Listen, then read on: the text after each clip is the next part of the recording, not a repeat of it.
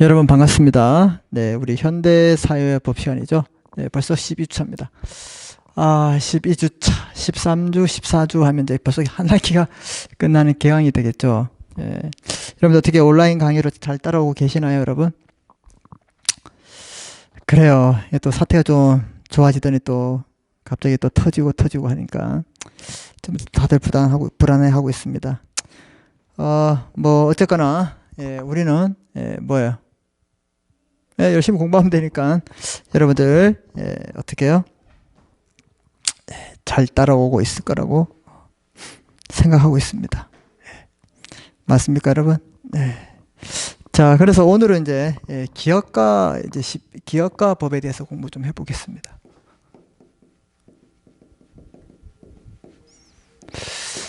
그래서 우리 지금까지 배운 게 뭐 가정생활가법, 경제생활가법, 그다음에 뭐 근로관계, 그다음에 형사, 그다음에 이제 스포츠화법, 그다음에 이제 기업가법인데, 우리 기업가법에서는 우리 이런 걸 공부할까요? 상인. 보통 상인이라는 말 많이 들어봤죠? 네. 이 상인은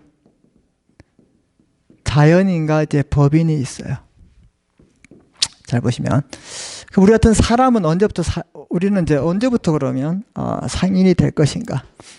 여러분 언제부터 우리가 이제 사람 같은 경우에는 이제 상인이 될까요? 태어나면서 이제 이마에다가 막 상인 이렇게 태어나요?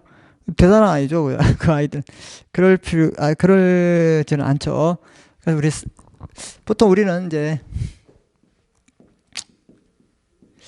영업을 개시하면 상인으로 봐주는 게 이제 학설의 입장이고요. 우리 이제 법원의 입장은 좀 더 빠릅니다.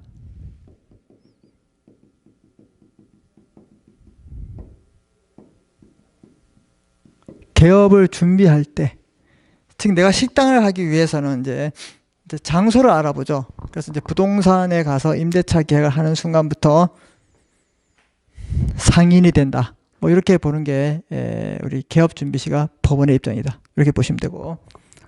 그럼 여러분 보세요. 이제 혼자 사업하는 게 좋을까요? 같이 여러 명이 하는 게 좋을까요? 그렇죠. 여러 명이 하는 게 좋죠. 여러 명이 하는 게. 그래서 얘는 뭐가 되면 회사예요. 회사. 그 여러분들 어디에 나중에 아빠 어디 갔어? 이러면 회사 갔어요. 여러분 뭐야? 좋은 회사에 취직할 때 그때 회사. 이 회사에 관한 법이 어디냐? 이 기업에 관한 법 중에 무슨 법이냐? 이 상법이에요. 그래서 이번 시간에는 이제 상법을 배우는 시간이다. 무슨 법? 상법. 이해되셨어요, 여러분? 상법을 배우는 시간이 되겠고, 그래서 이 법인은 회사는 이제 여러 사람들이 모여서 하죠. 그래서 우리가 언제 이 사람들은 이제 상인이 되면 설립 등기라는 게 있어요. 등기를 하면 회사가 됩니다. 그래서 우리 이걸 배우고, 이 회사는 우리 상법에서 말하는 회사는 몇 가지 회사였냐면 5가지 회사. 이거 좀 기억하세요. 한명회사, 합자회사, 주식회사, 유한회사, 유한책임회사. 이렇게 상법에서는 무슨 회사? 5가지 회사가 있다. 이해되셨죠? 이걸 공부하고 이 회사들 중에서 특히 이 보험회사가 있을 거예요. 이 보험회사를 우리는 보험자라 그래요. 뭘 한다? 보험자. 이런 분과 계약을 체결하는 사람을 우리가 보험계약자죠. 그래서 우리 이렇게 보험에 관해서도 잠깐 우리가 중요하니까 한번 살펴보도록 하겠습니다. 이해됐습니까? 그래서 우리 이번 시간에는 이 기업가 법에 관한 상법 중에서도 상인을 공부하고, 상인은 자연인과 법인이 있다. 그래서 이 법인은 회사다. 회사는 5가지 회사가 있다. 회사 중에서 보험회사가 있다. 그럼 보험을 좀 알아본다. 이렇게 공부를 하도록 하겠습니다. 아셨죠, 여러분? 좋아요. 자, 우리 4페이지에 오시면 유인물 4페이지에 오시면 2번 상인의 종류가 되어 있습니다. 찾았어요? 여기 당연상인과 의제상인, 소상인 이런 말이 나오죠. 예, 이게 무슨 말인가 하면 여러분 보시면 이 상인의 종류는요. 이렇게 당연히 상인이 된다. 요 사람이 되기 위한 요건들 세 가지는 기억하세요. 자기 명의로 장사를 해야 돼요. 이때 명의는 이름이 아니에요. 알았죠? 그 다음에 기본적 상행위가 있어요. 이게 거기 46조입니다. 22가지 중에 어느 한 가지를 해야 되고 이걸 한 번 하는 게 아니라 계속 반복한다. 어떻게? 영업성. 영리를 목적으로. 그래서 여러분들은 자기 명의로 기본적 상행위를 영업성을 가지고 한다. 이걸 기억하십시오. 이렇게 했을 때 당연히 상인이 됩니다. 그럼 장사를 어떻게 22가지만 합니까? 이외의 것도 할 수 있죠. 그런 것들을 우리가 의제상인이라 합니다. 의제상인. 그래서 우리 상법의 상인의 종류는 두 가지가 있다. 당연상인과 의제상인. 그리고 거기에 보시면 참고로 소상인이 있어요. 소상인. 이 소상인은 자본금 1,000만 원 미만인 상인을 우리가 그냥 소상인이 한다. 이렇게 그냥 기억하십시오. 알았죠? 예, 이렇게 당연상인과 의제상인. 자, 그렇게 가시고, 그 다음에 상인의 자격에 대해서는 자연인은, 언제를 하냐, 거기, 개업을 준비한 때, 판례가. 개업을 준비한 때. 이거 기억하시면 되고, 그 다음에, 법인, 회사는 설립 등기 완료한 때, 이거 동안에 치시면 돼요. 반드시 기억해야 됩니다. 자, 그 다음에 상법상 회사는, 회사라 하면 상행이 기타 영리를 목적으로 설립한 법인을 말한다. 그래 회사의 의 보세요. 회사가 되기 위해서는 자 영리 법인 자 이렇게 회사가 되기 위해서 한명 합자 주식 유한 책임 이런 회사가 되기 위해서는 뭐가 있어야 되냐? 반드시 영리성이 있어야 되고 그 다음에 법인성이 있어야 된다.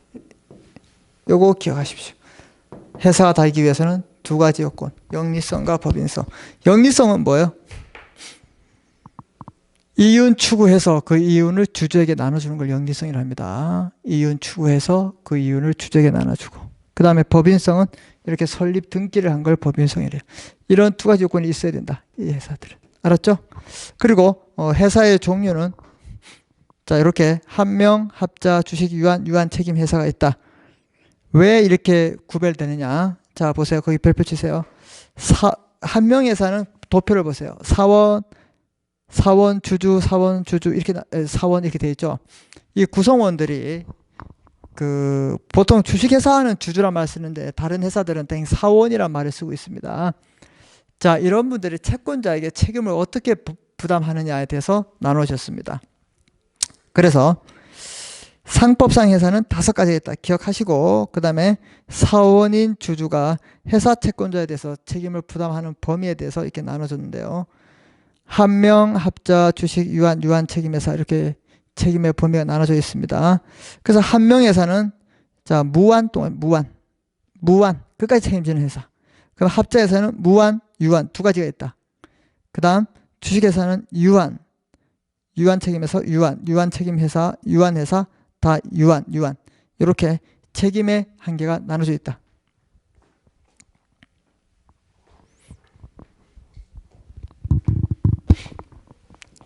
한명 회사는 무한, 얘는 무한과 유한, 얘는 유한, 얘도 유한 책임 사원이다. 자, 이 말은 무슨 말인가? 책임의 한계가 없다. 끝까지 책임진다. 그런 사람도 있고 없는 사람도 있고 얘는 한계가 있다. 이렇게 분류해서 5가지 회사가 나온다. 이걸 여러분들이 기억하셨으면 좋겠다 이 말입니다. 무슨 말인지 이해되셨죠? 그래서 여러분들이 여기 나온 내용들 상인의 종류, 상인의 자격뿐만 아니라 상법상 회사의 종류 무조건 기억하셔야 됩니다. 아셨죠? 복습하면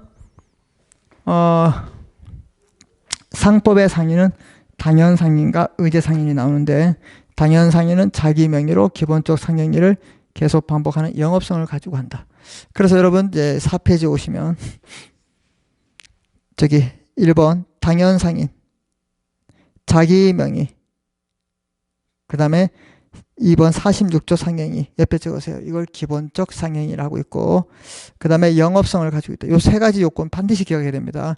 요랬을 때 당연상인이 되고, 그래서 이거 이외의 상인을 의제상인이랍니다. 동그라미 칩니다. 설비상인이라고요. 그 다음에 우리가 민사회사라고 합니다. 우리가 거기 보세요. 점포 기타 유사한 설비를 해서 상행위 이외의 영업을 하는 자, 기본적 상행위 이외의 걸 할 수 있다 이 말입니다. 이랬을 때 어떻게 해요? 우리 설비상인이라고. 민사회사 같은 경우에는 46조 기본적 상행위 이외에 뭐가 있냐? 농업이나 어업 같은 거. 우리 농업 뭐예요? 축산업, 뭐 우유 같은 걸 재배하거나 아니면 뭐 고기 잡아서 어떻게 가공해서 팔 수 있는 거 있죠?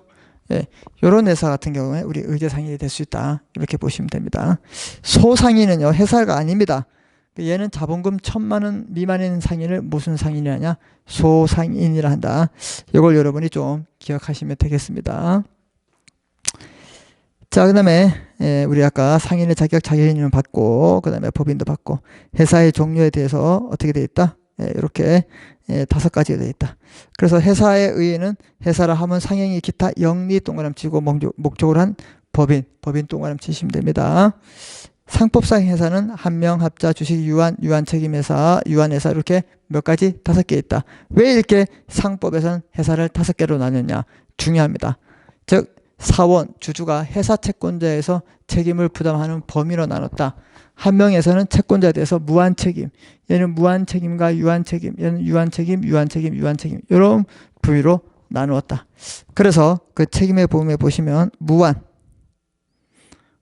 유한, 그 다음에 유한책임 이렇게 있다. 이걸 여러분이 한번 복습해 보시면 되겠습니다. 아셨죠, 여러분? 네.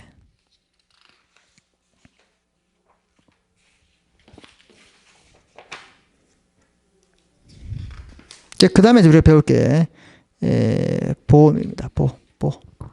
그래서 이거 좀 제가 좀 지워보도록 하겠습니다. 이거 다 여러분 이해하셨죠? 네. 자, 그리고 요 당연상인, 의제상인도 여러분 공부하시고, 그다음에 회사의 상인의 자격은 개업 준비 시부터 된다. 뭐 이것도 회사의 종류는 5가지다. 요거 여러분이 좀 학습해 볼 필요가 있다. 자, 그다음에 이제 우리가 또 현대 사회를 또 살아가면서 필요한 게 또 보험이 아닐까 생각을 해서 이렇게 보험에 대해서 테마를 한번 잡아봤습니다. 이 보험은 우리 상법 제4편에 속합니다. 상법의 4편에 보험이 있습니다. 보험이 있는데 여기 보세요.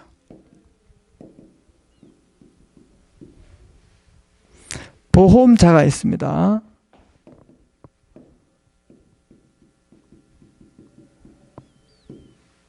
보험 계약자가 있습니다. 우리 이런 보험은요,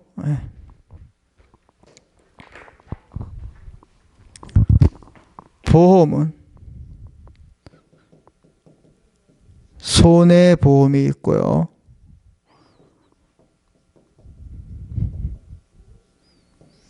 인보험이 있습니다.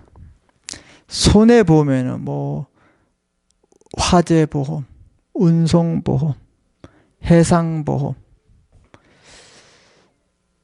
그래요. 화재보험, 운송보험, 해상보험, 책임보험, 자동차보험, 뭐 이렇게 등등등 있어요. 이렇게. 인보험에는 우리가 이제 신체화 하려고 했죠. 생명보험, 상해보험,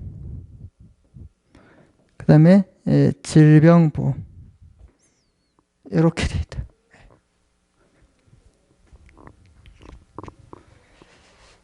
자, 그래서 이제 손해보험, 인보험이 있는데 여러분 이제 보험은 왜 들죠?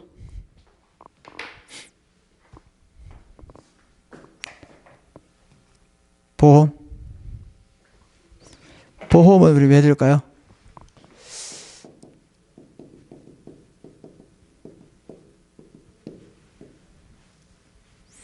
여러분 대수의 법칙이라고 아세요? 대수의 법칙. 대수의 법칙은 예컨대 주사위를 두 가지가 던져서 한 번에 앞에 합이 10이 나오도록, 그럼 두 개 딱 던졌는데 첫 번째 10이 나올 수도 있고 아니면 죽을 때까지 안 나올 수 있고, 그럼 언젠가 나오겠지? 아니면 이렇게 해볼까요? 500원짜리 동전 10,000개를 던져서 전부 다 앞면에 나올 확률 구해보세요. 가능할까요? 가능은 하겠지만 죽을 때 안 나올걸요. 그래서 이 경우의 수가 아까 처음에 말한 것처럼 주사위 아니면 동전 두 개를 가지고 던져서 앞이 나올 확률, 뒤가 나올 확률, 이건 좀 쉽다 이 말입니다. 그래서 주사위를 예를 들어서 이제 두 개 던져서 합이 12가 나올 확률을 구하셔가지고 계속 던지다 보면 언젠가 나올 거 아니야. 아니면 안 나올 수도 있어요. 이렇게 불확정 사고에 대한 우리 안심을 드리기 위해서 필요한 게 바로 보험이다 이 말입니다. 이해됐습니까? 예. 이게 보험인데, 그걸 바로 뭐냐? 이 대수의 법칙이란다.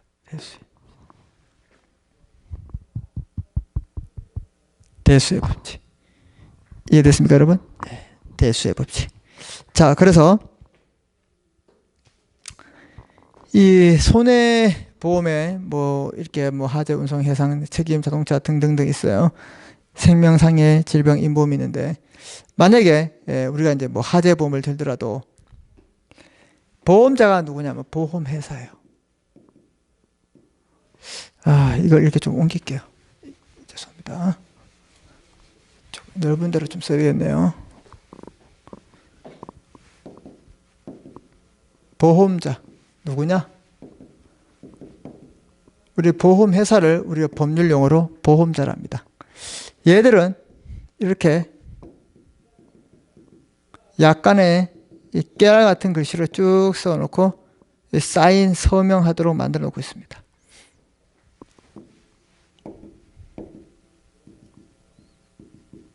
보험 계약자가 이런 걸 보고, 보험 설계사 아시죠? 예, 그런 분들의 설득에 의해서 우리가 하는 거다 이 말입니다. 그래서 우리가 이렇게 청약을 합니다. 당신 회사에 내가 이거 봤으니까 보험을 들겠다. 알겠다. 이렇게 승낙을 합니다. 이렇게 했을 때 우리가 보험 계약이 성립됩니다. 여러분 이거 계약 우리 계속 공부했잖아요. 그죠? 앞에서. 이렇게 보험 계약이 성립이 이렇게 됐어요. 보험 계약이 성립이 됐다. 자, 이렇게 되었을 때 보험 계약이 성립이 되었을 때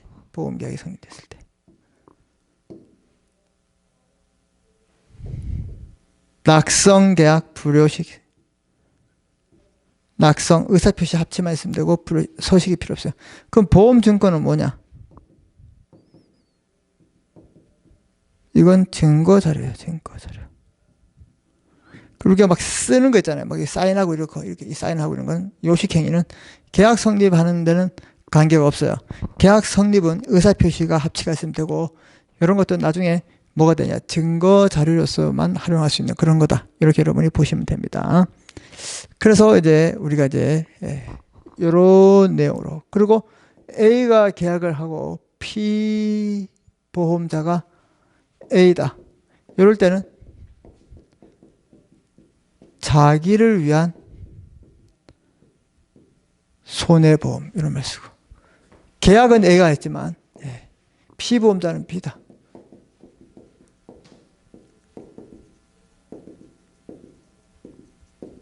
이럴 때는 타인을 위한 손해보험이다. 뭐 이런 내용을 우리가 알아둘 필요 있다 이 말입니다. 그래서 자, 5페이지에 오시면 5페이지 오시면 자 보험의 정의가 있습니다. 법률 그 보험의 정의에 대해서 정하지 않지만 여러 가지 입장이 있다 이 말입니다. 그래서 먼저 법률상 정의 보세요. 법적으로 명확한 정의가 어렵고 법적 측면 이외의 경제적 또는 경영적 기타 다양한 측면에서 고찰될 필요가 있습니다. 자 그래서 보험의 기능에 주목할 것인지 목적을 강조할 것인지에 따라서 정의가 달라진다 이 말입니다. 이게 법률상 정의고 법률의 규정. 우리 법률은 상법, 우리 상법이랬죠. 638조 보험업법 또 별도의 보험업법 2조에서 보험 계약을 규정하고 있습니다. 그래서 보험이란 뭐냐 이렇게 안 하고 보험 계약이란 어떻게 성립한다 이렇게 되고 있어요. 자 이렇게 상법에는 불확정이라는 용어를 보험법에서는 우연히 이렇게 쓰고 있어요. 그래서 우리 잠깐 보시면 일반적 정의에서 보험을 동질의 위험에 놓여 있는 다수의 위험 보장을 목적으로 위험 단체를 구성해서 통계적 기초 내묻습니다. 이게 바로 대수의 법칙. 아까 말씀드렸죠. 이런 대수의 법칙에 의해서 산출된 보험료를 내고 기금을 마련했어요. 그럼 모든 사람들이 보험료를 내면 그 기금이 되잖아요. 그 기금을 가지고 운영한다 이 말입니다. 보험자 즉 보험회사가. 자 그래서 이렇게 불확정 사고에 당한 사람에게 보험금을 지급하는 제도를 정의하고 있습니다. 이렇게 불확정한 사고로 인해서 입을 수 있는 경제적 불만을 제거하고 경감시킬 목적으로 대수의 법칙에 의해서 계산된 보험료를 납부하고 불확정 사고가 발생하는 경우 보험금을 지급하는 것을 우리가 보험이라 한다. 이렇게 보시는 게 일반적 정의다. 자 이렇게 이런 이제 보험에 대한 기능이 있죠. 경제적으로 안정감을 줄 수 있고요. 자금의 공급, 신용의 수단.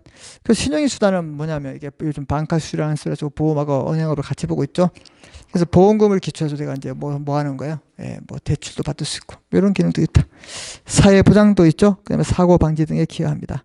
그런데 이제 이 폐단은 도덕적 그 위험이 있어요. 보험금을 노리는 사람들이 많죠. 고의로 사고를 일으켜서 그다음에 보험 가입을 하고 예방에 소홀히합니다. 보험금을 타기 위해서. 이런 사람들은 요즘 엄격한 처벌을 받습니다. 자, 그다음에 예방의 효과가 감소합니다. 보험 가입자에게 보험에 가입함으로써 주의를 게으리하면서 사고 발생하면 뭐 이렇게 뭐 보험 다 가입했는데 뭐 어차피 뭐 보험 들었기 때문에 괜찮겠네. 이런 나태하고 태만한 주의 의무를 부담할 수도 있다 이 말입니다. 이게 문제예요. 그 다음에 인위적 사고, 보험 계약자 등이 보험금 취득을 목적으로 사고를 유발했을 때 상당히 위험한 요소가 있다 이 말입니다. 이런 것들은 우리가 어떻게 해요? 폐단으로 보고 있고, 폐단을 억제하기 위해서는 뭐냐? 고지 의무가 있습니다. 그 다음 고지 의무란 말은 이런 거예요. 자 보시면 이분 또는 여분들이 어떻게 이분이 같을 수 있고 다를 수 있기 때문에 무슨 의무를 부담하냐? 잘 보이나요? 이게 빨간 글씨가요? 잘 모르겠다. 고지 의무.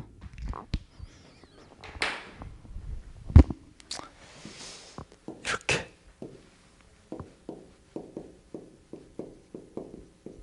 고지 의무. 고지 의무는 중요한 사항을 반드시 알려고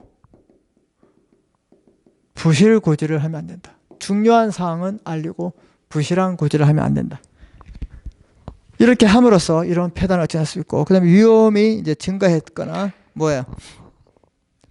변경됐을 때 알려줘야 되고, 인위적 사고에 대한 면책 등이 있으면 있고, 범죄에 대한 제재로서 사기죄, 살인죄, 사문조 위조 이렇게 각종 형벌 국가가 있기 때문에 새로운 보험 상품을 또 개발할 수 있다 이 말입니다. 요즘은 또 뭐 운전자 보험들이 많이 가입하고 있습니다.